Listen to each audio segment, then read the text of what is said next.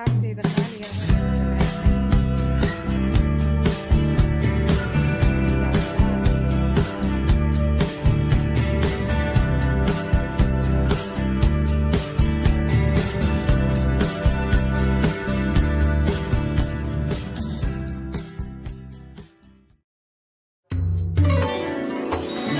waayo arrinkii kalibi igu noqday mar walba waxaan sii eegayaa sariirtu seexan jiray markaa waxaan ka firsan weyday walaaladaydu inay ila qaybsadaan dhibka. wadamada Iskandinaafiyanka ee bartamaha qaaradda Yurub waxa ku soo badanaysa caruurta la qaato ee Soomaalida ah.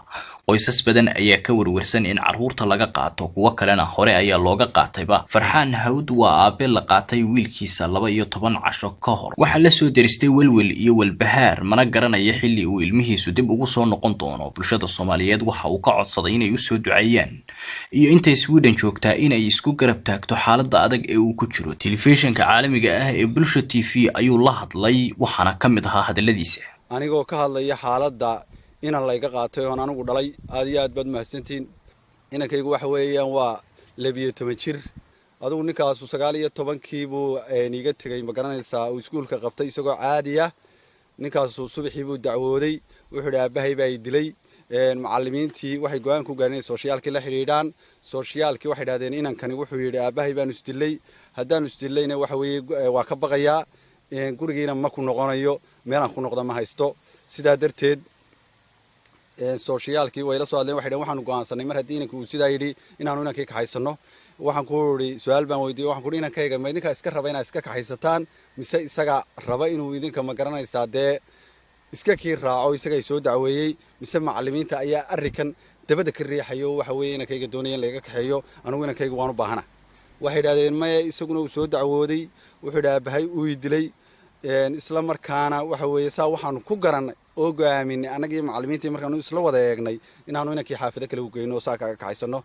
dee waxaan ku hadlaan garan waaye arrinkaas afqalaqaad bay igu noqday. markaa waa 3 galabnimo shaqaan ka imi iskuulkii baan ku socdaa inankayga wax leeyahay wuxuu dhigtaa waxaan iskuulka Freetidka mar intaan iskuulka shaqada ka soo dhameynay iyaga ay hayn jiray ka soo kaxaysan isla waxay igu tiri iskuulka ay imanin ilmihiina saasaan ku qaadan. aad iyo aad baan arrinkaa uga xumaaday. gurigaygaan iska tegay imanka 12 cisha laga joogaa si fiican habeen qura uma seexan. marka koowaad waxaan ilaahay ka baryayaa ilmaha yar ee ilma xalaalka ee aan ka keenay dalka Somaliland ka hor sanad iyo bar ka hor baan inanka keenay. waa 12 jir waxaan la soo maray ilaahay un baa saan ula soo tabcay anigoo yar baan dhalay. isagii hooyadii iyo ayeydii oo iyaduna qayb badan soo korsatay annagoo mas'uuliyadda badaleynay baan dhalay. aad iyo aad baan ninka ugu soo tabcay ehelkuna way la koriyay. deesmaan lahayn aad ku indha doogsatid mooyee inuu ma garanaysa arrinkaas ay dhacayaan. si kastaba arrinkaas u dhacdee inta marka laga yimaado ilaahi weynaa ee ilmaha yar siiyay iyo kuwa kaleba waxaan ka baryayaa ilaahay inuu ii soo celiyo oo sidii uu ii siiyay iigu xafido diintiisa shaqrinimadiisa iyo meeshu ka soo jeedaba. kuwa kalena afar kala markaa jooga in afartaan ilaahay ii badbaadiyo waayo waxaan ka warwarsanay kuwii kale waayo waxa la dacwadu halkay ma garanaysaa waxa la macal ku barato de way ka gurataa marba qof ay wadankan wuxuu yaqaanaa haddii reer kala daba galo in la iska gurto. marka ilmaadee rayaal waxaan adduunka idinka codsanayaa duco culimada Soomaaliyeed anigoo magacyadooda kala sheegayn kuwa Nairobi jooga iyo kuwa America jooga iyo kuwa Ingiriiska jooga iyo kuwa jooga Carabaha meel kasta ina faatixada iyo soo martaan ina soo ducaysan inaan ka yara islaamka inaan diintiisana laga fidmaynin dhaqankiisa wanaagsan ee suubana laga fidmaynin doofaar iyo xaaraan iyo waxayna qabri iyo waxay iyo ay inuu dhex seexdo waxa weeye iga soo duceeyay Ilaahay soo celiyo kuwa kalena inuu i xafido. marka dalkan Sweden iyo dalal kale oo Yurubaba waxa ka jira ilmo yar baa waxa weeye markaas ku xanaaqdaan ilmo yar wuxuu ka dacwoonaya uu iskuulkina hubinba ma hore u ka qaadaya. waa markii koowaad waxaan ku waa markii koowaad inankayga ii daaya. marka ilmaade rayaal waxaan idinka baahanay ducadaas. qodobka saddexaad walaaladayda dalka Sweden ila degan ee Soomaaliyeed shanta Soomaaliyaba waxaan ka codsanayaa inay taageero buuxda siiyaan. ninkii ma garanaysaa maanta igu dhaama xaq luuqada waddanka waa iskaga cusubnahay aniga islaantii iyo faamiliguba.